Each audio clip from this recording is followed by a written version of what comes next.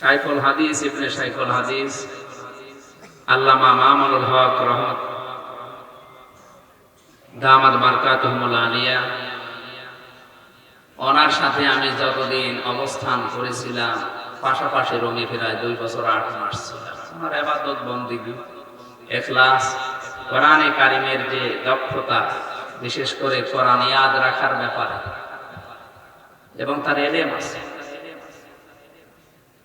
আরবি ভাষাভাষী এই লাইনে হাদিসের উপরে অগাধ জ্ঞান আল্লাহ তাকে দিয়েছে। মা বাবার পক্ষ থেকে তো পেয়েছে, নিজেও চেষ্টা চালিয়েছে। আল্লাহর এই গোলামের যে ইবাদত বন্দেগী গুলো পাশাপাশি থাকা অবস্থায় দেখেছিলাম, আল্লাহ যেন তাকে মুক্ত করে আমাদের মাঝে ফিরিয়ে দেয়। 3 নম্বরে আল্লাহর অসন্তুষ্টিমূলক কাজ থেকে আলেমদেরকে বিরত থাকা লাগবে। আমি সহ যারা এসেছি এখানে আলেম নামে যারা পরিচিত, আল্লাহ আমাদেরকে যেন তার অবাধ্যতা, অসন্তুষ্টিমূলক কাজ থেকে বিরত থাকার তৌফিক দান করে। এই জগৎ বিখ্যাত আলেম ইমাম ইবনে তাইমিয়া রাহমাতুল্লাহ আলাইহি এরপরে লিখেছে, আমরা হক্কানি আলেম বলে অনেক দরবার থেকে চিৎকার শুনি, যেটা হক্কানি দরবার, হক্কানি আলেম। উনি বলেন হক্কানি আলেম পৃথিবীতে পাওয়া যায় 3টা জায়গায়। 1 নম্বরে মাটির নিচে। কোথায়? আপনি মাটির নিচে খোঁজ করবেন, হক্কানি আলেম অবশ্যই পাবেন। ইমাম বুখারী রাহমাতুল্লাহ আলাইহি কি ছিলেন? কথা বলেন না কেন? ইমাম আবু হানিফা রাহমাতুল্লাহ আলাইহি, ইমাম মালিক রাহমাতুল্লাহ আলাইহি, আমরা যা নাম শুনি মুসাদ্দাদ আল-ফিসানি রাহমাতুল্লাহ আলাইহি, সব হক্কানি আলেম। সব পাওয়া যাবে কোথায়? 2 নম্বরে হক্কানি আলেম যদি কেউ খুঁজতে যায়, তাহলে জিহাদের ময়দানে গেলে পাওয়া যাবে। তামাম দুনিয়া তাকান, মনে হয় যে তামাম দুনিয়া এখন বদরের ময়দান। এখন যদি বলেন কই আমার কাছে তো খুব ভালো মনে হচ্ছে, আপনি তো লাইনে নেই। সত্যি আলেম পাওয়া যায়, হক্কানি আলেম যারা, তারা যে জিহাদের ময়দানে সময় কাটাচ্ছে। জিহাদের ময়দান মানে শুধুমাত্র তরবারি নিয়ে, বোম নিয়ে ওই ময়দানে যাওয়া না। আজকে কোরআনের কথাগুলো বলার জন্য যে ময়দান, এইটা এখন বাস্তবে জিহাদের ময়দান। এত কঠিন হয়ে গেছে কোরআনের সঠিক কথাগুলো তুলে ধরা এই 96% মুসলমানের দেশে। অন্য দেশের কথা তো বাদই দিলাম। 3 নম্বরে হক্কানি আলেম পাওয়া যাবে জালেমের জেলখানা। আজ 3 জন কথা বলছে, আমরা উপরে 3 জনই সদ্য কারামুক্ত হয়ে এসেছি। আল্লাহর কাছে দোয়া করছে, মাবুদ মুক্ত জীবনে যখন ফিরিয়ে দিয়েছো, আমার আগের অবস্থায় সেই শরীর, সেই কণ্ঠ আবার ফিরিয়ে দাও।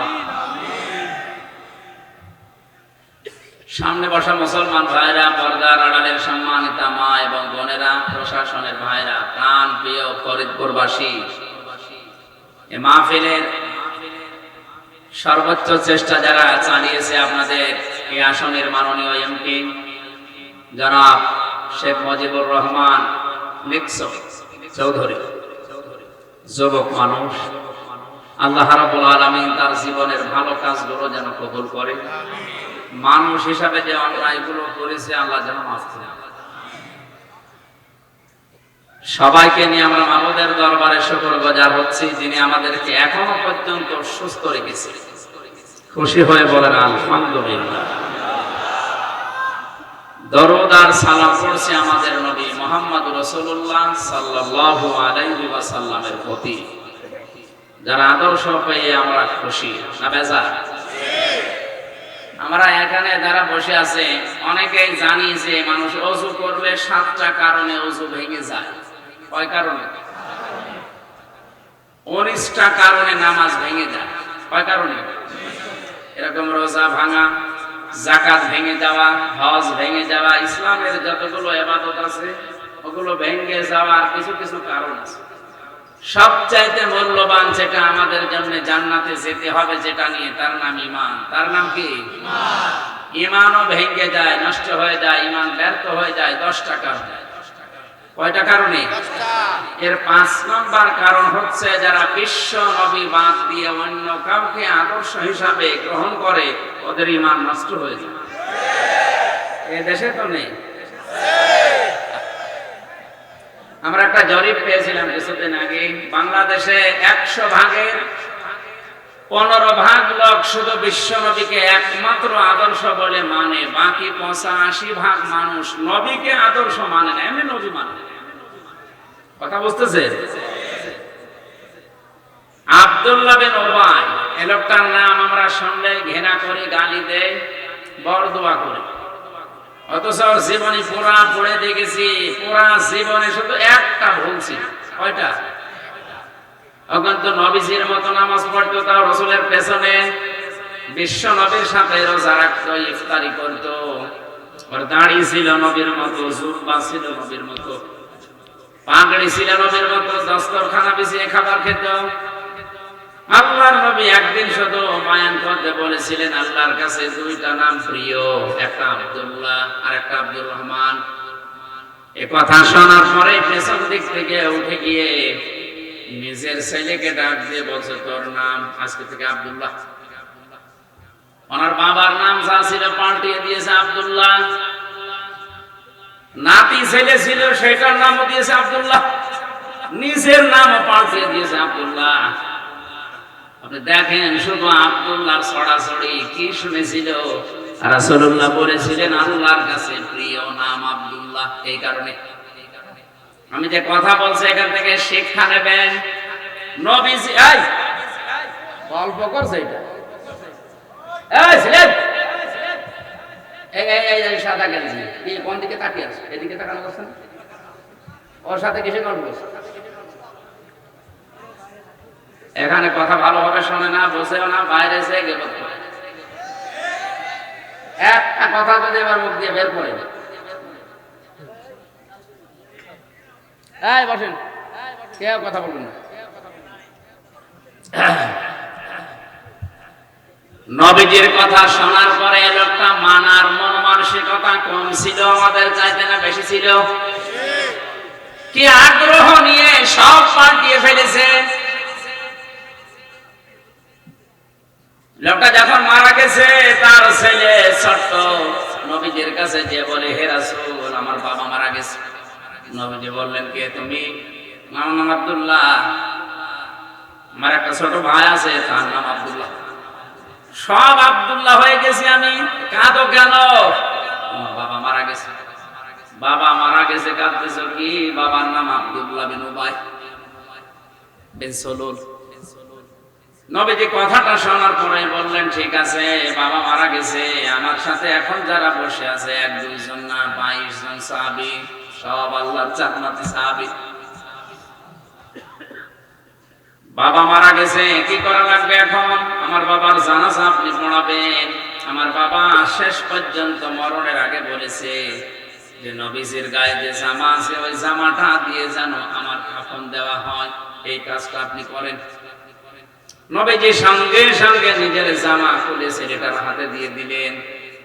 হযরত ওমর জামা খুলে তখন দিচ্ছিলেন, তখন টান দিয়েছিলেন, হে নবী আপনি জামা দেবেন না। উহুদের ময়দানে যখন আপনি যুদ্ধে যাবার জন্য সাহাবীদের নিয়ে যাচ্ছিলেন, এই লোকটা পেছন দিক থেকে 300 মানুষ নিয়ে ভেগে গিয়েছিল। ওইদিন আপনি শিশুর মতো কেঁদেছিলেন, আজকে আপনি জামা দেবেন না। আপনি যেও জানেন লোকটা মুনাফিক। নবীজি বলেন, ওমর এখনো পর্যন্ত আল্লাহ পাক আমাকে নিষেধ করে না, জামা ছেড়ে দাও। খুব খেয়াল করে শোনেন তো, জামা ছেড়ে দেওয়ার সঙ্গে সঙ্গে 21 জন সাহাবী দাঁড়িয়ে গেছে। হযরত ওমর বসা ছিলেন, বসায় আছে, উনি আর ওঠে না। প্রথমটা ছিল আপনি আমার বাবার জানাজা পড়াবেন। নবীজি বললেন, যাও লাশ তৈরি করো, ব্যবস্থা করো, আমি আসতেছি। 21 জনকে নিয়ে নবী গেলেন। হযরত ওমর কিন্তু জায়গায় বসে আছে, উনি যাননি।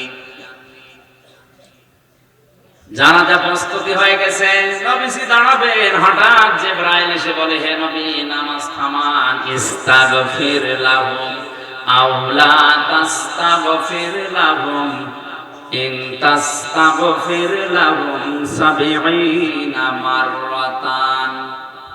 তাফসীরে হাক্কানীতে আছে, তাফসীরে ফি জিলালিল কোরআনে আছে। এ পর্যন্ত বলার পরে ফেরেশতা থেমে গেছে। ফরিদপুরবাসী, বিবেক যদি থাকে আপনার, আমি কিন্তু হেদায়েতের নিয়তে কথা বলছি, ভালোভাবে শুনেন। ৭০ মাররাতান পর্যন্ত বলার পরে ফেরেশতা থেমে গেছে, আর বলে না। হে নবী, আপনি এই লোকটার জানাজা পড়িয়ে, জানাজা মানে দোয়া করা, জানাজা মানে এই লোকটার জন্য দোয়া করবেন, ক্ষমা চাবেন আল্লাহর কাছে। এইরকম লোকের জন্য যারা চরিত্রবান হবে তারা ওই আয়াতের শামিল। এই জন্য হুম দিয়েছেন আল্লাহ। আমি যদি ৭০ বার দোয়া করেন, আল্লাহ কবুল করবে না, মাফ করবে না। নবীজি মনে মনে সিদ্ধান্ত নিলেন, আল্লাহ ৭০ বার তুমি ডাক দিয়েছো, যে ৭০ বার বললে মাফ হবে না, আমি এই লোকটার জন্য ৭১ বার দোয়া করব। কতবার? ৭০ বার যদি মাফ না হয়, ৭১ বার করলে তো মাফ হবে, কারণ তুমি ৭১ বার তো বলনি। নবীজি প্রস্তুতি নিচ্ছিলেন, হঠাৎ জিবরাইল আয়াতের পরবর্তী অংশটা নাযিল করলেন, ফালা ইয়াগফিরাল্লাহু লাহু। যারা আরবি গ্রামার বোঝে, ফা শব্দটার পরে লান আছে, মজারের আগে লান আসলে অর্থ হয় কখনোই হবে না। শুধু হবে না তা না, এটা বর্তমান, ভবিষ্যৎ, প্রেজেন্ট, ফিউচার, দুইটা কাল নিয়ে শব্দটা আল্লাহ গঠন করেছে। এরপরে আবার হুম আছে। আল্লাহ পাক বলেন, হে নবী, এর জন্য শুধু না, এর চরিত্রে যারা দুনিয়াতে কিয়ামত পর্যন্ত আসবে, ওরাও যদি এর মতো চরিত্রবান হয়, তাদের জন্য আপনি কেন ৭০ বার না ৭১ বার না, কিয়ামত পর্যন্ত ক্ষমা চাইলেও ক্ষমা নেই। শুধু ওই লোকটার জন্য যদি হয়তো আল্লাহর কসমে আয়াত পড়তাম না, যেহেতু হুম দিয়েছে। এখন আমাদের চিন্তার বিষয়টা যে ওর মতো চরিত্র যদি আমাদের কারো থাকে, তার কপালেও বিপদ আছে। এই লোকটার পুরা জীবনে যতটুকু আজ করলেন মিলান্ত, সব জায়গায় সে রাসূলকে মেনে চলেছে। শুধু রাজনৈতিক জীবনে আল্লাহর নবীকেও আদর্শ হিসাবে মানত না। ওর আদর্শ ছিল আবু জেহেল। ফরিদপুরবাসী, আপনার মাথায় যদি মগজ থাকে, চিন্তা করেন, আপনি নামাজ পড়েন বাংলাদেশের ভাঙায় আমির হামজার পেছনে, আরো নামাজ পড়েছে মসজিদে নববীতে রাসূলুল্লাহর পেছনে। অনেকে মনে করে আমি ভাঙ্গা মসজিদের সভাপতি, জান্নাত পাবো না, কে পাবে জানি না। আপনি তো ভাঙ্গা মসজিদের সভাপতি। আবু জেহেল ছিল কাবা শরীফের তত্ত্বাবধায়ক।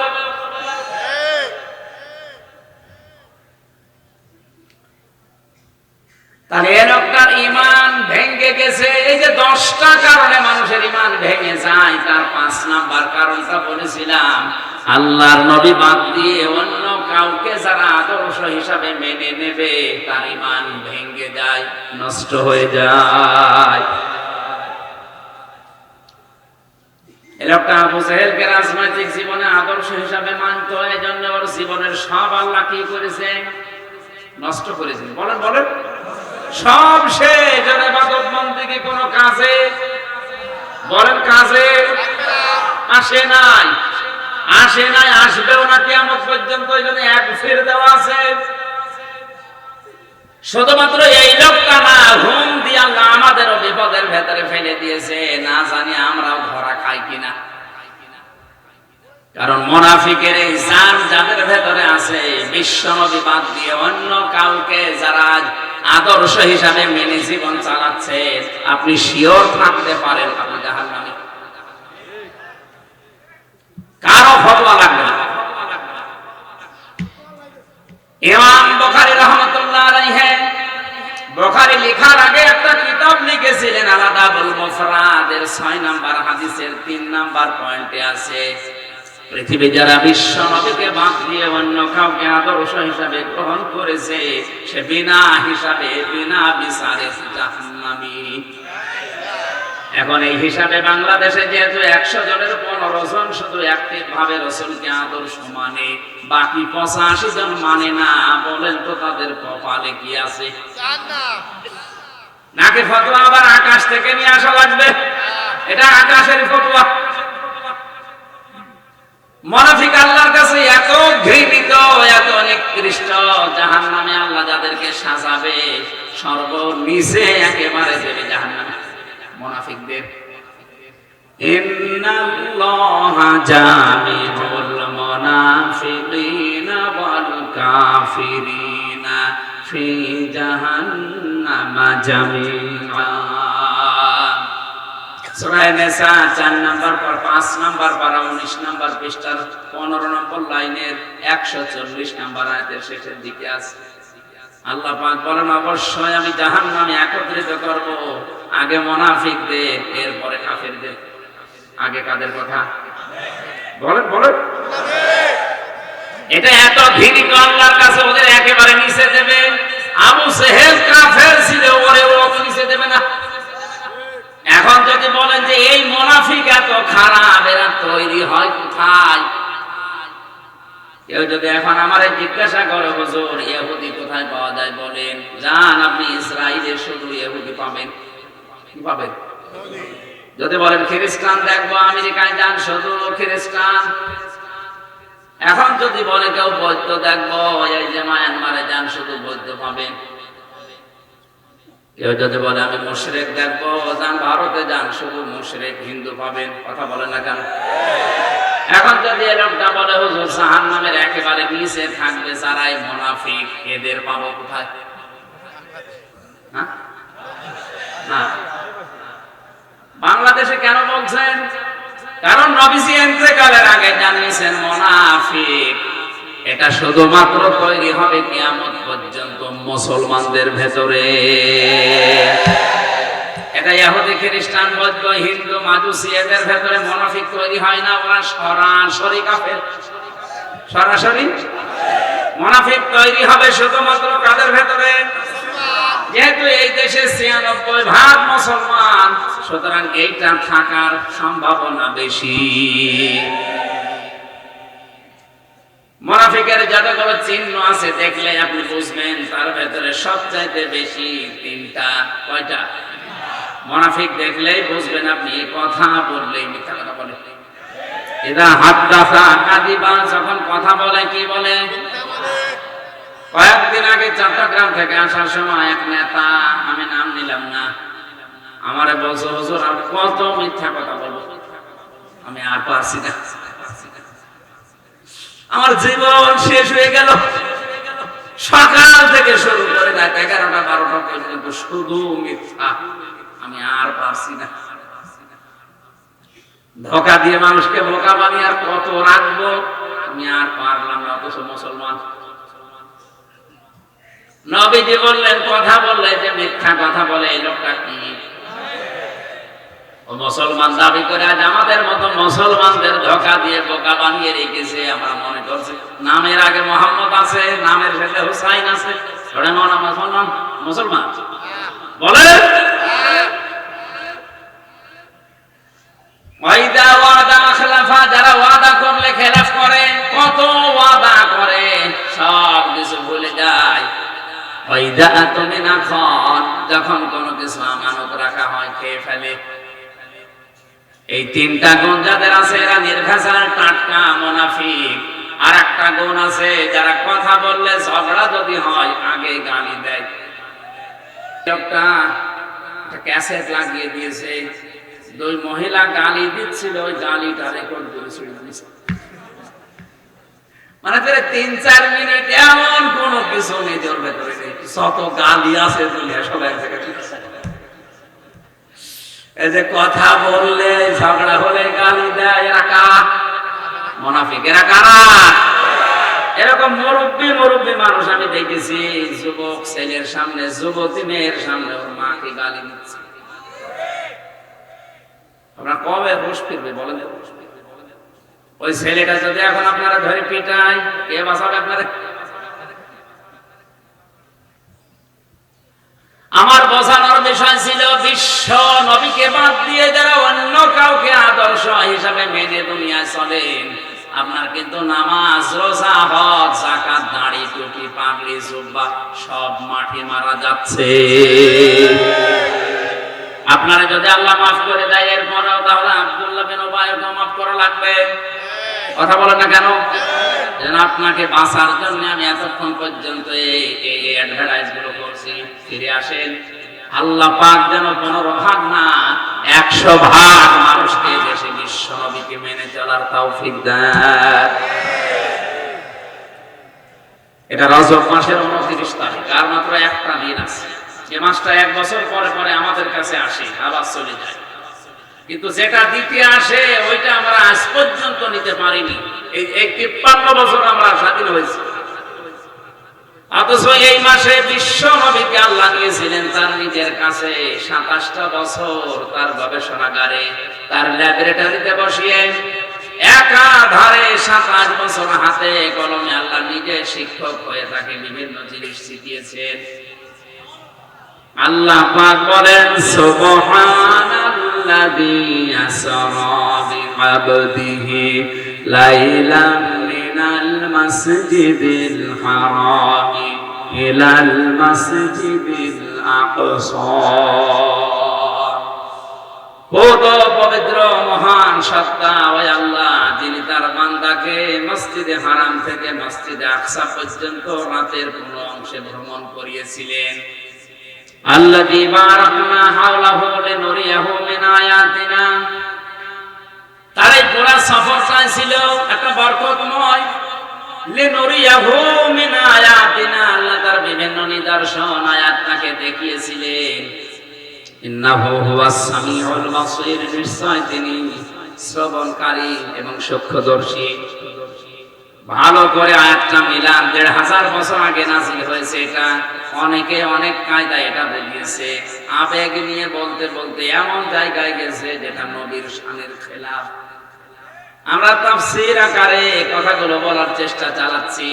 রজব মাস এসেছে আর একটা দিন আছে, চলেও যাচ্ছে, কিন্তু বিশ্ব নবীকে 27 বছর ধরে আল্লাহ যে 14টা জিনিস হাতে কলমে বসিয়ে তার গবেষণাগারে বসে বসে শেখালেন, ওইটা আমরা আজ নিতে পারলাম না।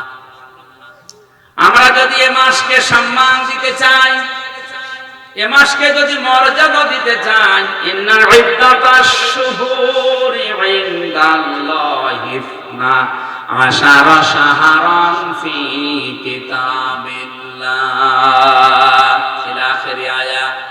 সূরা তাওবার ভেতরে আছে অবশ্যই আল্লাহর কাছে গণনা হিসাবে মাস 12টা। কয়টা? এই মাসগুলো আল্লাহ বানিয়েছেন গতকাল।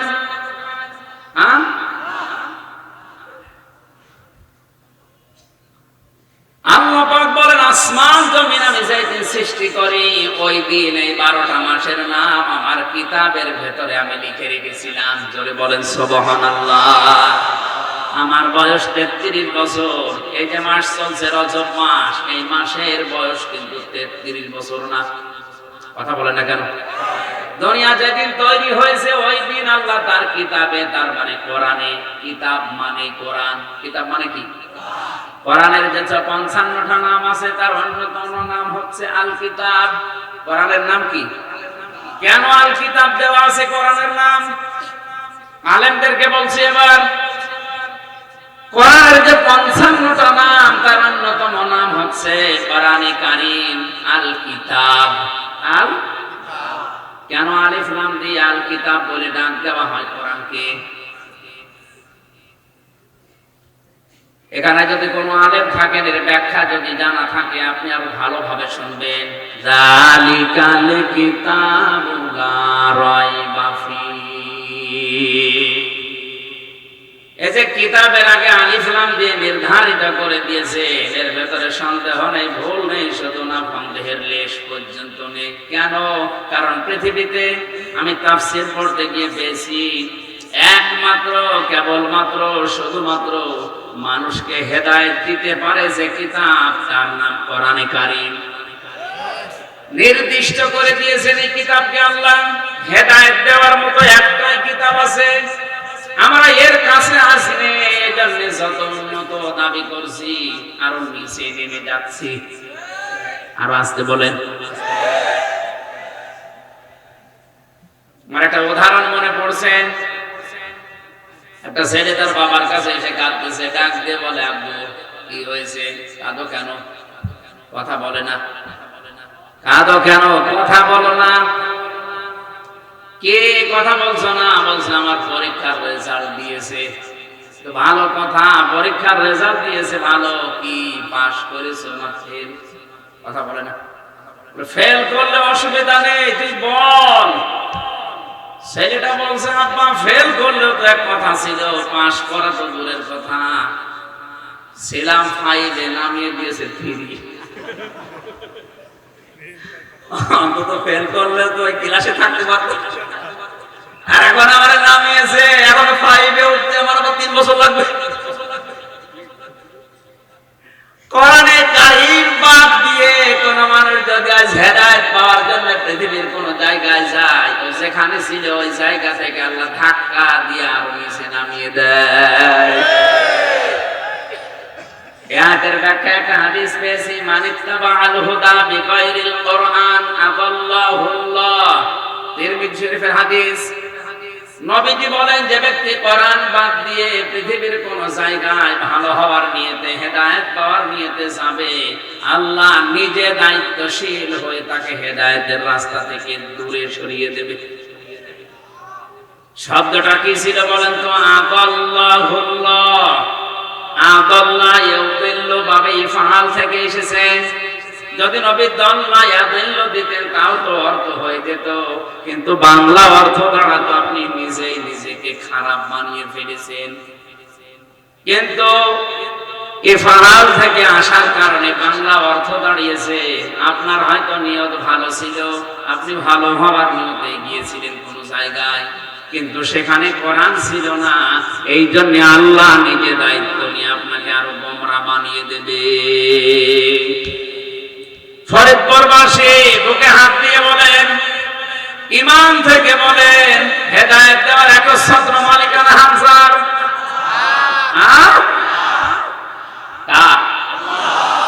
আল্লাহ। যদি কাউকে হেদায়েতের রাস্তা থেকে দূরে ফেলে দেয়, আরো নিচে নামিয়ে দেয়, কে আছে তাকে হেদায়েতের পথ দেখাবে? জবাব দেন, কে আছে? এবার বলছি, যেখানে কোরআন নেই, কোরআনের কর্মসূচি মতো যে দরবার চলে না, ওই দরবারে যদি আপনি ভালো হওয়ার নিয়তেও যান, আপনাকে গোমরা বানিয়ে দেবে কে? আমি নিজে দেখেছি, আপনি মন খারাপ করেন আর খুশি হন, আমি নিজে দেখে এসেছি আপনাদের এখানে শিরিক চলে। যেভাবে যাওয়া লাগে এবার এভাবে আসা লাগে, এটা প্রকাশ্য শিরিক। নবীজির রোজায় এভাবে যাওয়া লাগে, এভাবে আসা লাগে, এটা কি নবীর চাইতেও দামি মানুষ? কোন কারণে শিরিক চলবে? আবার নাম দিয়েছে বিশ্ব বলি। কিভাবে হয় আপনি বলেন তো? এই ভাঙ্গা মসজিদে যদি এখন যে দেখেন যে ইমাম সাহেব দাড়ি কেটে সাফান সাফা নামাজ পড়বে, কি বলবেন বলেন? হুজুর আপনি দাড়ি কাটলেন কেন? ইমাম সাহেব যদি বলে, বেটা মুসল্লি তোর তো দাড়ি নেই, ও বলবে, হুজুর দাড়ি কেটে মুসল্লি হওয়া যায়, দাড়ি কেটে ইমাম হওয়া যায় না। দাড়ি কেটে ভাঙ্গা মসজিদের ইমামতি করা যায় না, দাড়ি কেটে বিশ্ব ওলি হওয়া যায়। আরো জোরে। তার মানে কোরআনের নিয়ম নীতি যেহেতু চলছে না, বুঝতে হবে ওখানে গেলে মানুষ আরো খারাপ হবে আর খারাপ বানাবে। আমির হামজা। আরো জোরে। আজকের এই ময়দান থেকে ফরিদপুরবাসীকে সিদ্ধান্ত নেওয়া লাগবে, কোরআন যেখানে চলে না, সে যে দরবার হোক, ও দরবার যদি আমার বাবাও তৈরি করে, আমি ওখানে যাব না। কারা রাজি আছেন দেখে লিল্লাহি। এই হাত তোলে নাকি দেখেন তো? হ্যাঁ, আলহামদুলিল্লাহ ভাই। এবার দ্বিতীয় পয়েন্টটা বলি, মানবেন তো?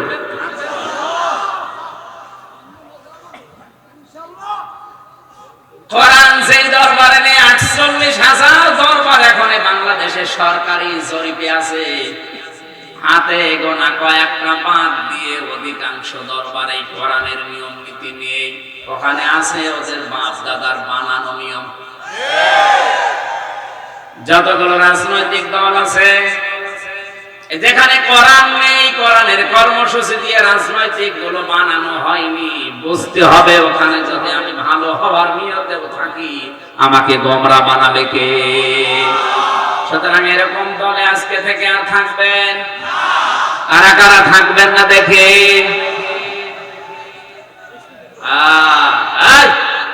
ওয়াজ হয়ে গেছে, মনে থাকবে আর কি ওয়াজ করবো? এইটা যদি মেনে নেওয়া যায়, যেখানে কোরআন নেই ওই দলে আমি নেই, যেখানে কোরআন নেই ওই দরবারে আমি নেই, আর কিছু থাকে? 96% মুসলমান। কালকে এই বাংলাদেশে ইসলাম কায়েম হয়ে যাওয়ার কথা।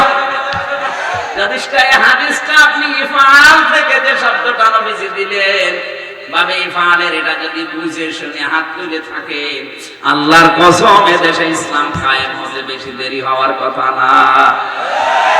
আমি জানি আলেমরা ছাড়া অধিকাংশ মানুষগুলো এই শব্দটা বুঝে নাই, আন্দাজে হাত তুলেছে। তাহলে আমার মূল কথা ছিল কি, বিশ্বনবী বাদ দিয়ে অন্য কাউকে যারা আদর্শ হিসাবে মেনে নিয়েছে, ওর নামাজ, রোজা, হজ, যাকাত, দাড়ি, টুপি, পাগড়ি, জুব্বা সব পানিতে পড়েছে। কথা বলেন, কথা বলেন। আমাদের ঈমান আর নেই, নষ্ট হয়ে গেছে, ভেঙে গেছে ঈমান। এখন আবার নতুন করে আমাদের ঈমান আনা লাগবে। যাদের আদর্শ এখনো বিশ্বনবী হয়নি, আল্লাহ তুমি এদেরকে সহজে এটা বোঝার তৌফিক দাও, বলেন আমিন। এই নবীকে আল্লাহ নিয়ে গেলেন, কত বছর লেগেছিল? জন্মের পর থেকে মেরাজের কাহিনী আমরা শুনেছি, কিন্তু শিক্ষা ছিল মাত্র 14টা। কয়টা? অনেকে এই 14টা শিক্ষা আমরা জানি না।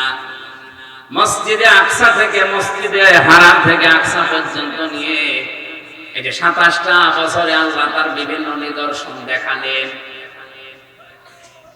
আসমান জমিনের কত নিগূঢ় তথ্যগুলো তাকে দেখালেন। জান্নাত দেখিয়েছেন, জাহান্নাম দেখিয়েছেন, পুলসিরাত দেখিয়েছেন, মিজানের পাল্লা দেখিয়েছেন, যত কিছু দেখার সবগুলো তাকে দেখিয়েছেন। এখানে আলেমদের কাছে আমার প্রশ্ন হচ্ছে, অনেকে আমরা মনে করি মিজানের পাল্লা, দাড়ি পাল্লা, মিজানের পাল্লা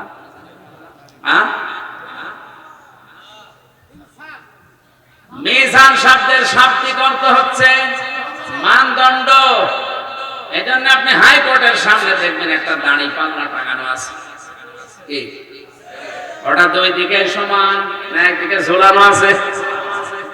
সরকার মাহাতুর ওইটা ওই জায়গায় দিয়ে দেশের জনগণকে বোঝাতে চায়, দুনিয়ায় যেখানে যা করো অন্তত হাইকোর্টে আসলে ন্যায় বিচার পাবা। আমরা তো পাচ্ছি নাকি? আমার একটা ঠনকো মামলা, যেটা রায় দিয়ে দিল মাত্র 3 বছর 3 মাস জেল হয়, সেই মামলা কতবার হাইকোর্টে উঠেছে, আমি ন্যায় বিচারই পেয়েছি। উঠলেই ঘুরিয়ে দেয়, আবার সিএমএম কোর্ট, আবার জজ কোর্ট, আবার হাইকোর্ট, যেতে যেতে আবার লাগে 5 মাস। আর এক একবারের খরচ 70-80 হাজার 1 লাখ টাকা করে। একটা মামলা যদি 30 বার ওঠে, বলেন কত টাকা গেছে? বলেন সুবহানাল্লাহ। আরে ন্যায় বিচার আমরা পাচ্ছি, এই মিজানের পাল্লা দিয়ে রেখেছি। বাস্তবতা কি বলেন তো এবার? মিজান আল্লাহ পাক নবীকে দেখিয়েছেন। হায় আয়াতটা নিয়ে আলেমদের ভেতরে, মুফাসসিরদের ভেতরে অনেক মতভেদ আছে, কিন্তু আমার দৃষ্টিতে যেটা আধুনিক তাফসিরে মনে হয়, মিজানের পাল্লা বলতে আমরা মনে করি কিয়ামতে আল্লাহ দাড়ি পাল্লা নিয়ে আসবে, এইদিকে 10 কেজি সওয়াব তুলে দেবে, এইদিকে 11 কেজি গুনাহ তুলে দেবে, যেদিকে ভার হবে জাহান্নামে যাবে। কোন জিনিস কি এইভাবে মাপামাপি করবে? বলেন বলেন। পৃথিবীর প্রতিটা জিনিস মাপ দেওয়ার জন্য একটা যন্ত্র আছে। এখন যদি বলা হয় প্যান্ডেলটা মেপে দেন, এটা দাঁড়িপাল্লা তুলে দেবেন? কথা বলছেন না? এটা মাপার জন্য যন্ত্র কি? ফিতা। বলেন বলেন, ফিতা। ফিতা ফিতা যাই বলেন, এদিকে কয় ফিট আছে, এদিকে কয় ফিট আছে, একটা মাপ দিলেই বুঝতে পারবেন এটা কতটুকু। এখন যদি বলা হয় এই জায়গাটা মেপে দেন, দাঁড়িপাল্লা তুলে দেবেন?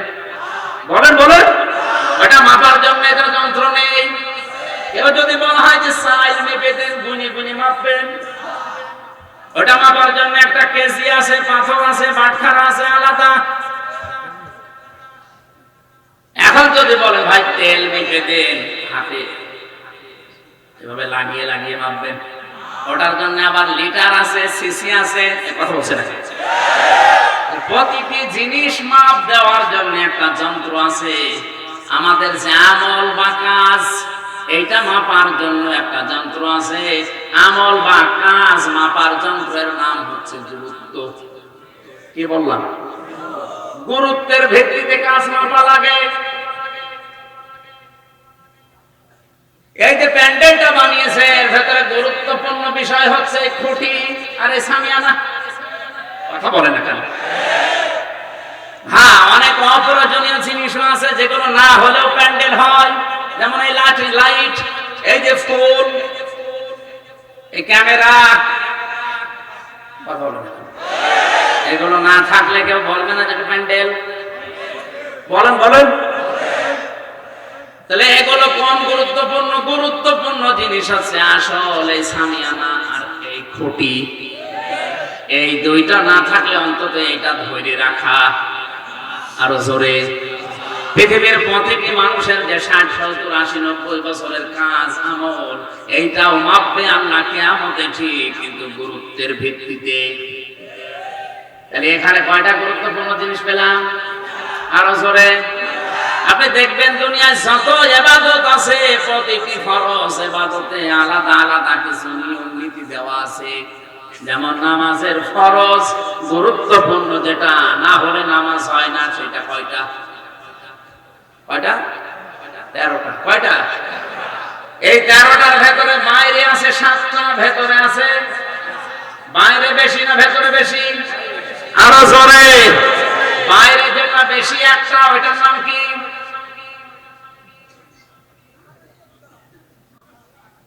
শরীর পাক। কি পাক?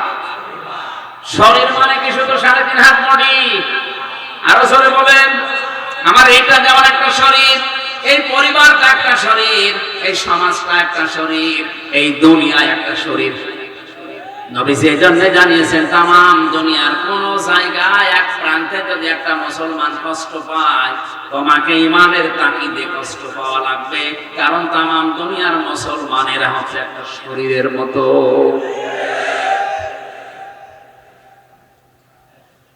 এখন আমার যে শরীরটা পাক হচ্ছে, খালি বারবার গোসল করলেই তো আমার 3.5 হাত বডি মনে করেন পাক হয়ে গেল।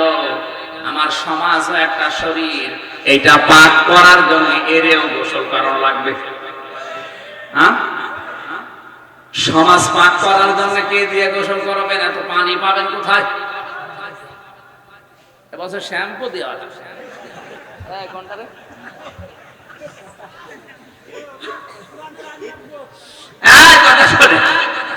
এখন এটা কি সদরদি না? এই সদরদি থেকে ভাঙ্গা পর্যন্ত মনে করেন ওখানে মসজিদ আছে, হেঁটে যাচ্ছেন মসজিদে নামাজ আদায় করার জন্য। হঠাৎ রাস্তার পাশে দাঁড়িয়ে আছে পরিমণি। কি? এখন যদি দেখে বলেন আস্তাগফিরুল্লাহ নাউযুবিল্লাহ, এই বলে আপনি চলে গেলেন, নামাজে দাঁড়িয়েছেন, আল্লাহু আকবার বলার পরে আপনি সুবহানাকা আল্লাহুম্মা পড়ছেন, আর মনে মনে বলছেন আল্লাহ আমি কি দেখলাম? আমি কি বেশি বলে ফেললাম? আপনার নামাজ তাহলে হবে। কারণ নামাজ ভাঙার কারণ কয়টা বললাম? কি শুনছেন? 19টা। কয়টা? নামাজের 1 নাম্বার ভাঙার কারণ কি? কোরআন শরীফ অশুদ্ধ করা। 7 নাম্বার কারণটা হচ্ছে নামাজের ভেতরে আমলে যদি কেউ কাসির করে, নামাজের ভেতরে আছে কিন্তু মন নামাজে নেই। পরিমনির কাজ নামাজ হবে, নামাজ শেষ। আপনি নামাজ পড়তে গেলেন 2 কিলোমিটার দূরে, নামাজেও দাঁড়িয়েছেন, দেখে এসেছেন, আপনি নামাজের ভেতরে মনে হচ্ছে আল্লাহ আমি কি দেখলাম, আপনার নামাজ হবে না। আরো জোরে বলেন। তাহলে পরিমনিকে মেরে ফেলা লাগবে। হ্যাঁ, কি করা লাগবে? পরে পর্দা দেওয়া লাগবে, পাক করা লাগবে, পবিত্র করা লাগবে। ওইটাও সমাজের অংশ, ওটা একটা শরীর না। বলেন বলেন। যেহেতু সমাজ একটা শরীরের মতো, ওইটা সমাজের একটা অংশ। ওরে পবিত্র করার জন্য বারবার গোসল করাবেন। কি দেওয়া লাগবে? পর্দা। বলেন বলেন। আর এই পর্দা দেওয়ার ক্ষমতা তো হামজার আছে। কার? প্রধানমন্ত্রী। যিনি দায়িত্বে আছেন তিনি যদি একবার ওখান থেকে রাষ্ট্রপ্রধান হয়ে বলে দেয় কালকে থেকে কোন পরিমণি আর দেখা যাবে না, সব রাবিয়া বসরি দেখা লাগবে, আমির হামজারা আর চিল্লিয়ে ওয়াজ করা দরকার নেই, কালকে সব পরিমণি রাবিয়া বসরি হয়ে যাবে। তখন আপনি নামাজে যাবেন ঠিক, তখন আর মনে হবে না কি দেখলাম, কারণ কিছু দেখতেও পারবেন না। তাহলে আমরা বলছিলাম নামাজের ভেতরে ফরজ কয়টা?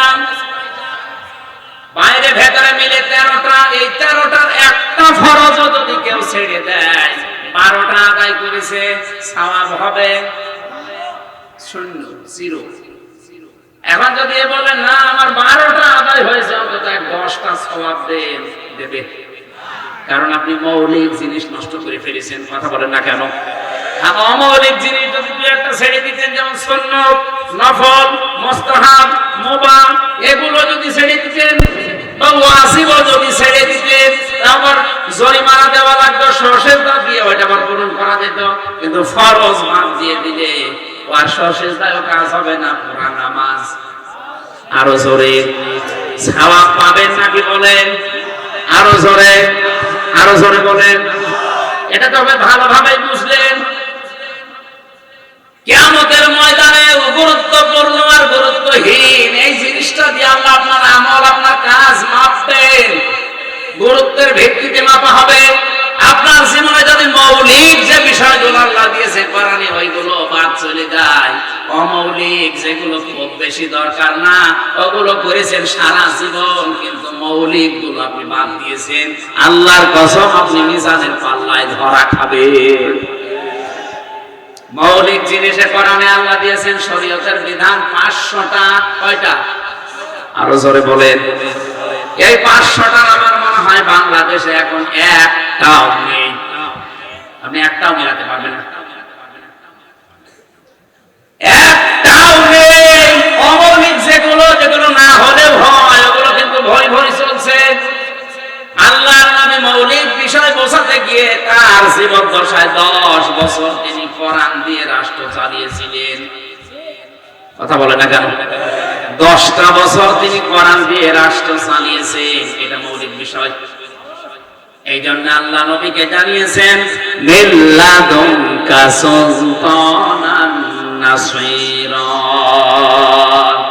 সূরা বনী ইসরাঈলের 80 নম্বর আয়াতের শেষে আছে, হে নবী আপনি আমার কাছে দোয়া করেন, মাবুদ মদিনায় নিয়ে তুমি আমাকে একটা রাষ্ট্র ক্ষমতা দিও যার ভেতরে তোমার সাহায্য থাকে। সুবহানাল্লাহ বলতে পারেন না? কারণ রাষ্ট্রীয় ক্ষমতা ছাড়া এমন এমন ইবাদত আছে যেগুলো ইচ্ছা করলেও করা যায় না। বলেন। আর এই মৌলিক বিষয়গুলো বলতে গেলে অনেকে রাজনীতি মনে করে উঠে চলে যায় না, ফরক করে নেই। আপনি অমৌলিক বিষয়গুলো বললে তা ধরে শোনেন, আর মৌলিক বিষয়গুলো বললে রাজনীতি মনে হয় আপনার কাছে।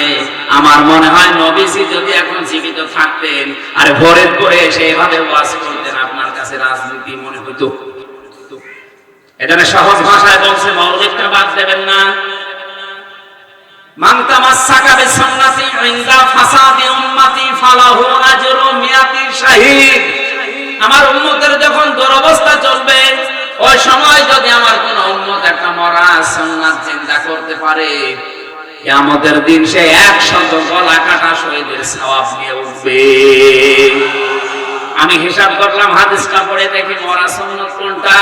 টুপি মাথায় দেওয়া। বলেন না, এটা মরা না। কেউ মাথায় দেয়, কেউ মাথায় দেয় না, এটা মরে যায়নি। দাড়ি রাখা সুন্নাত, এটাও মরা না, কেউ রাখে কেউ রাখে না। একবার বলে না কেন? নেশা করা সুন্নাত, এটাও মরে যায়নি, কেউ করে কেউ করে না।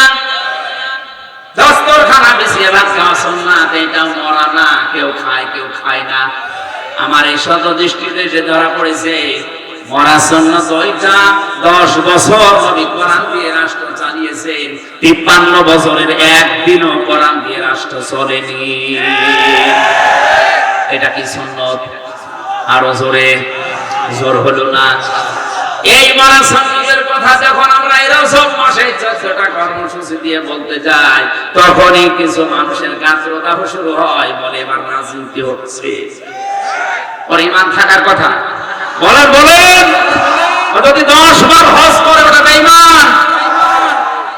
আর নবীজি নিজে রাষ্ট্র চালিয়েছেন 10 বছর, প্রধানমন্ত্রী ছিলেন, আর আপনার এই কথা শুনলে রাজনীতি মনে হয়? নবী এখন বেঁচে থাকলে আপনি উল্টা পাল্টা বলতেন। এজন্য কিয়ামতে মৌলিক বিষয়গুলো যেন আমাদের বাদ চলে না যায়। নবীজিকে আল্লাহ মিজানের পাল্লা দেখিয়েছেন, শত নিদর্শনগুলো একটা একটা করে দেখিয়ে 27টা বছরে 14টা জিনিস তাকে শেখালেন। এবার নিয়ে আসলেন দুনিয়ার ধরাধামে, নিয়ে আসলেন বিশ্ব নবীকে আল্লাহ যে 14টা জিনিস এই রজব মাসে দিয়েছেন। আমি একটা একটা করে এবার সিরিয়াল করে বলছি, এই শেষ করে দেব। কথা বোঝার পরে না বোঝার ভান করে যদি কেউ চলে যান, আপনার ইমানে সমস্যা হবে। যদি মনে করেন ভালো লাগছে না, ওই দিকে যাচ্ছে, আপনি একটা ভুল ধরেন, কোন আলেম নিয়ে আসবেন, নিয়ে আসেন। আমি এতক্ষণ যা বলেছি, সামনে যা বলবো, একটা কথা যদি কেউ ভুল প্রমাণ করতে পারে কোরআন হাদিসের বাইরে, আমি নাকি করে দেব। কিন্তু যদি ভুল প্রমাণ করতে না পারেন, আপনাকে মেনে নেওয়া লাগবে। আপনি নিজেও কোরআন হাদিস গভীর ভাবে পড়েন না, কেউ বোঝালে আপনি বসবেনও না। আপনি কি, আপনি তো আবু জেহেলের চাইতে ভালো। আবার বলছে এই সরি পবিত্র চলে যা।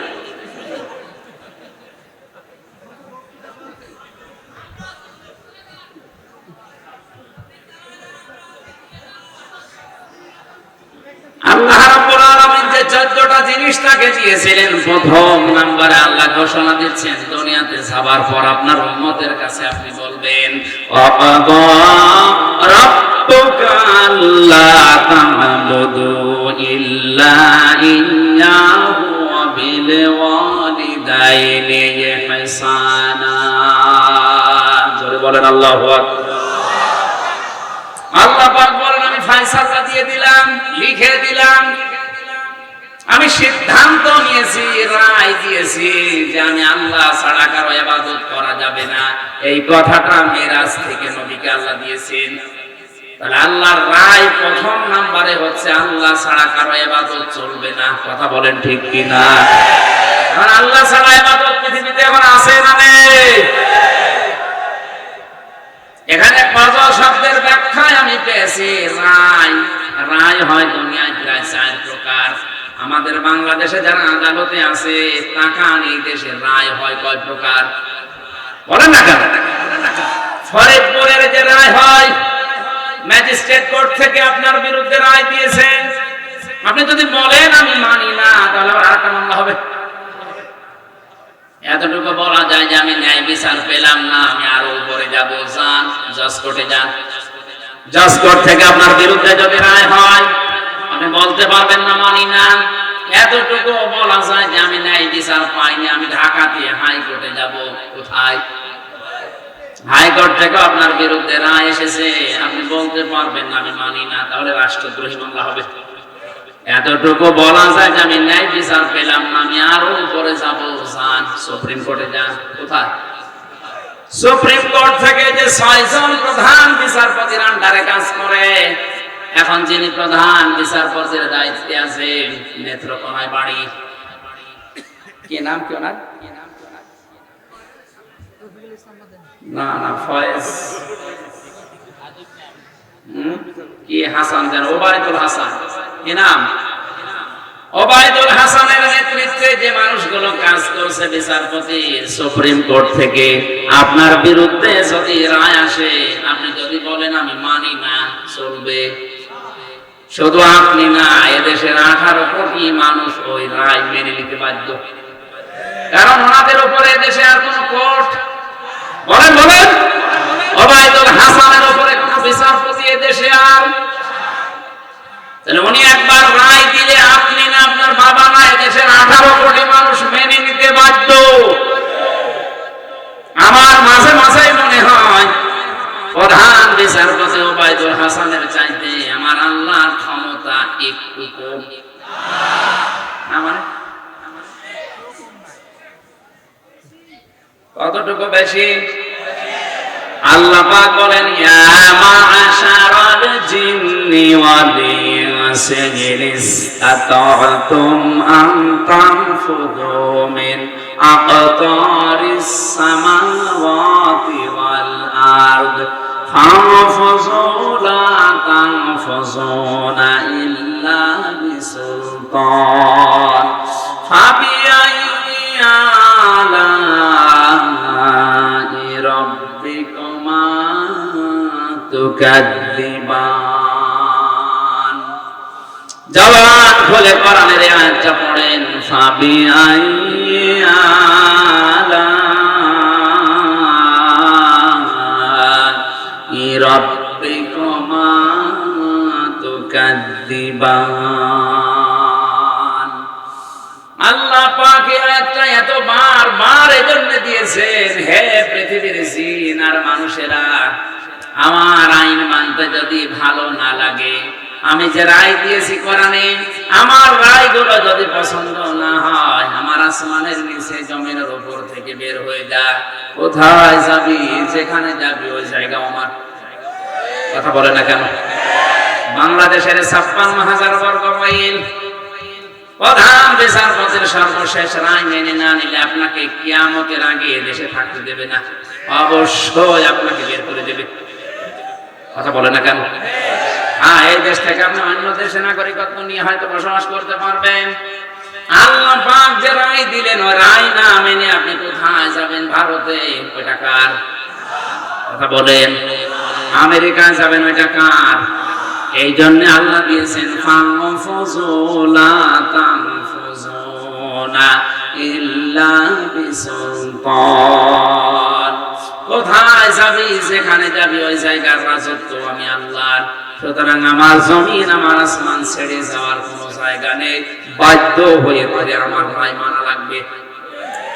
মেরাজের প্রথম শিক্ষা হচ্ছে, আল্লাহ ছাড়া কারো ইবাদত আজকে থেকে, আরো জোরে, ইবাদত। এই শব্দটা ব্যাপক অর্থবোধক। জীবনে আমি 9টা ইবাদত মিলিয়েছি। ব্যক্তিগত জীবনের ইবাদত আছে না নেই? আরো জোরে বলেন। ব্যক্তিগত জীবনের ইবাদত কি? মানুষের সাথে আপনি কথা বলবেন কি করে, এখানেও ইবাদত আছে না নেই? আকুলু লিন-নাসি হুসনা। আল্লাহ পাক বলেন, মানুষের সাথে কথা বলো, ভালো ভালো কথা, হাসি মুখে। এর ব্যাখ্যায় হাদিস পেয়েছি, নবীজি বলেন, কেউ যদি জানতে চায়, বুঝতে চায়, দেখতে চায় যে আমার ইবাদত বন্দেগী কবুল হচ্ছে কিনা, তাহলে তার লক্ষ্য করা উচিত তার আচরণটা মানুষের সাথে কেমন। ওর আচরণ যদি উত্তম হয়, ভালো হয়, আর মুআমালাত মুআশারাত যদি ভালো হতে থাকে, সে যেন মনে করে আমার ইবাদত পেছনেরটা কবুল হয়ে গেছে। জোরে বলেন সুবহানাল্লাহ। এই হাদিসটা মাঝে মাঝে আমার সামনে যখন আসে, আমার আচরণটা আসলে মানুষের সাথে কেমন হচ্ছে, যদি খারাপ হয়ে থাকে, বুঝবেন আপনার পেছনের ইবাদত কবুল হয়নি। আর যদি পরিবর্তন হয়ে যায়, মার্জিত হয়, আপনি ভদ্র নম্র, মানুষের সাথে আচরণ যদি আপনার ভালো হয়, বুঝবেন আপনার পেছনের ইবাদত আল্লাহ কবুল করে নিয়েছে। এর দলিল কোথায় আছে? 4 নাম্বার পারার 13 নাম্বার পৃষ্ঠার 13 নাম্বার লাইনের 185 নাম্বার আয়াতের মাঝে আছে, ফামান সুসিহানিন নার ওয়া উদখিলাল জান্নাতা ফাকাদ ফাজ। ওই লোকটার জীবন সফল, যাকে আমি আল্লাহ আস্তে আস্তে করে জাহান্নামের কাজগুলো ছেড়ে দেওয়ার তৌফিক দিয়েছি, আর জান্নাতের কাজগুলো করার তৌফিক তাকে দিয়েছি। জাহান্নামের কাজ আস্তে আস্তে ছেড়ে দেয়, জান্নাতের কাজ আস্তে আস্তে এগিয়ে যায়। এই লোকটার জীবন সফল। অহংকার করা জাহান্নামী মানুষের কাজ। কথা বলেন না কেন? শয়তান অহংকার করেছিল, এই জন্য শয়তান অহংকারী, জাহান্নামী। এই কথা বলুন। ক্বালা খুরুজ মিনহা মাদউমান মাদহুরা লামান তাবিআকা মিনহুম লামলাআন্না জাহান্নামা মিনকুম আজমাইন। আল্লাহ পাক বলেন, দূর হয়ে যা, এখান থেকে বেরিয়ে যা, অপদস্থ, ঘৃণিত, নিন্দিত হয়ে চলে যা। শুধু এতটুকুই না, দুনিয়াতে তোর অনুসরণ যারা করবে তাদেরকে দিয়ে তোর সাথে আমি জাহান্নাম পূর্ণ করব। জোরে বলেন নাউজুবিল্লাহ। শয়তান ছিল অহংকারী। কি আরো জোরে? জোর হলো না? অহংকার করা হারাম। এটা কি? কারো ভেতরে যদি জাররা পরিমাণে অহংকার থাকে, পরে আল্লাহ জান্নাতে দেবে না, ওর জন্য জাহান্নাম ওয়াজিব। এখন অহংকার আছে কিনা বুঝবেন কি করে? ভালো করে শুনুন, খুব খেয়াল করে শুনবেন। সাহাবী প্রশ্ন করলেন, হুজুর আমার ভেতরে অহংকার আছে, আমি কিভাবে টের পাবো? নবীজি বললেন, যারা মানুষদেরকে ছোট মনে করে, হেয় প্রতিপন্ন করে, মানুষকে দাম দিতে চায় না। 2 নম্বরে যারা সত্যকে সত্য জানার পরে, বোঝার পরেও গ্রহণ না করে এবাউটান করে চলে যায়, এর ভেতরে অহংকার আছে। বাংলাদেশে আপনি জরিপ চালিয়ে দেখেন, কত মানুষ ধরা খাবে। কি বললাম? 2টা। 1 নম্বরে যারা মানুষকে হেয় প্রতিপন্ন করে, ছোট করে, দাম দিতে চায় না। 2 নম্বরে যারা সত্যকে সত্য জানার পরে, বোঝার পরে গ্রহণ না করে এবাউটান করে চলে যায়। হযরত ইব্রাহিম আলাইহিস সালাম আমার আল্লাহকে খোঁজ করে করে তিনি পেয়েছিলেন। একবার চন্দ্রকে, একবার সূর্যকে, একবার তারাকে, একবার গাছকে। এগুলো দেখে দেখে মনে করছিলেন এগুলো মনে হয় আমার মালিক হবে। যখনই ডুবে যায় বলেন না, ডুবন্ত জিনিস আমার মালিক হতে পারে না। সর্বশেষ তিনি সর্বশেষ বলেছিলেন, ইন্নী ওয়াজ্জাহতু ওয়াজহিয়া লিল্লাযী ফাতারাস সামাওয়াতি ওয়াল আরদা হানিফাও ওয়া মা আনা মিনাল মুশরিকিন। আমরা মনে করি এটা জায়নামাজের দোয়া। আরে ভাই, এটা কি দোয়া? আপনি আজ পর্যন্ত টের পাননি। হযরত ইব্রাহিম আল্লাহকে খোঁজ করতে করতে সর্বশেষ এই কথা বলেছিলেন, আমি সবার দিক থেকে মুখ ফিরিয়ে নিলাম, আমি একনিষ্ঠভাবে আমি আল্লাহর দিকে ফিরে আসলাম। আমি কিন্তু মুশরিক না। আমি কি? আমি ইব্রাহিম নবী খোঁজ করে আল্লাহকে পেয়েছিলেন, আর আমাদেরকে আলেমরা চোখে আঙ্গুল দিয়ে দেখিয়ে দেওয়ার পরেও সত্যকে সত্য জানার পর অ্যাবাউট কান করে। আরো আসতে বলে, আমি নিচে নামবো, আর এরপরও আমার মনে হয় যারা না বোঝার ভান করে আছে, আমার কিছু করার নেই। আপনাকে দেখিয়ে দেওয়া হচ্ছে সত্য পথ, হাতে কলমে চোখে আঙ্গুল দিয়ে। এরপর আপনি অহংকার করে মানতে চান না। শয়তান তাই অহংকার করে গেছে জাহান্নামে। এই জন্য শয়তানের মতো অহংকারী যারা, কিয়ামত পর্যন্ত ওরা 3টা জিনিস আল্লাহর কাছে চাইবে। এখানে যদি ওই 3টা জিনিস চাওয়া মতো মানুষ থাকে, বুঝবেন আপনি শয়তান হয়ে গেছে। 1 নম্বরে শয়তান বলেছিল, আলামসিরনি ইলা ইয়াউমি ইউবাসুন।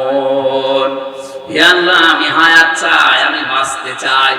তাহলে বেশি দিন বেঁচে থাকার আকাঙ্ক্ষা, এটা শয়তানের। আর আসতে বলেন, আপনি তাকান আজ পৃথিবীতে, আল্লাহ ওই দিনই বলেছিলেন, যা ক্বালা ইন্নাকা মিনাল মুনসারিন, তোকে ছেড়ে দিলাম, কিয়ামত পর্যন্ত তুই হায়াত পাবি। আজ দুনিয়ার দিকে তাকালে আমরা দেখি শয়তান মার্কা মানুষগুলো বেশি দিন বেঁচে থাকে। এত মানুষ মরে, শয়তান মার্কা মানুষ মরে না। নাম ধরা লাগবে। কত মানুষ যুবক অবস্থায় মরে যাচ্ছে, আর অনেকে 90 বছর 100 বছর মরণের কোন লক্ষণ নেই। তার মানে বেশি দিন বেঁচে থাকার আকাঙ্ক্ষা এটা ভালো মানুষের না, এটা শয়তানের। দুনিয়ায় বেশি দিন বেঁচে থাকতে চাই সবচাইতে বেশি হচ্ছে ইহুদিরা, তারা। আর 2 নাম্বার মুশরিকরা। ওয়ালা তাজিদান্নাহুম আহরাসান নাসি আলা হায়াতি ওয়া মিনাল্লাযিনা আশরাকু। সূরা বাকারায় আল্লাহ জানিয়েছেন, হে নবী, হায়াতের উপরে, জীবনের উপরে, দুনিয়ার উপরে সবচেয়ে বেশি আকর্ষণ লোভ আছে দেখবেন আপনি ইহুদিদের আর মুশরিকদের। আপনি দেখবেন ওদেরকে যদি বলা হয় তুমি 1000 বছর বাঁচবা, ও বলবে আমি আরো হায়াত চাই। তাহলে বেশি দিন বেঁচে থাকার আকাঙ্ক্ষা কোন মুমিনের? আরো জোরে। মুমিন জানে যে যত তাড়াতাড়ি যেতে পারবো তত তাড়াতাড়ি আমি আমার বানানো জান্নাত পাবো। কারণ আমি এসেছি খালি হাতে, যাওয়াও লাগবে খালি হাতে। এইজন্য মুমিন যারা, তাদের কোনো ভয় নেই, দেখবেন নির্ভয় হয়ে যায়। কথা বুঝতেছে? সত্যি যাদের ঈমান আছে ওরা এই কথা বিশ্বাস করে যে আমি কোটি কোটি টাকার মালিক, কিয়ামত পর্যন্ত ক্ষমতায় কোনো লাভ নেই, কারণ আমি এসেছি খালি হাতে খালি পায়ে, যাবো খালি হাতে খালি গায়ে। বাকিগুলো সব মরিচিকা। এইজন্য আয়াতের শেষে দেখবেন অমাল হায়াতুদ দুনিয়া ইল্লা মাতাউল গুরুর। হে দুনিয়ার মানুষেরা, দুনিয়ার জীবনটা কিন্তু শুধু খেল তামাশা, রং তামাশা, গুরুর ছাড়া আর কিছু না। এই কথাটা আমি বানালাম আরো জোরে। এই জন্য যাদের ঈমান আছে ওরা নির্ভয় হয়ে যায়। ওরা জানে যে আমি এসেছি মায়ের পেট থেকে একেবারে খালি, একটা পোশাকও আমার, বলেন বলেন, আবার যাবো যখন তখনও খালি, 4 আনা পয়সাও নিয়ে যাওয়া যাবে না। তা আমি কি করবো 1000 বছর বেঁচে? আমার 500 বছর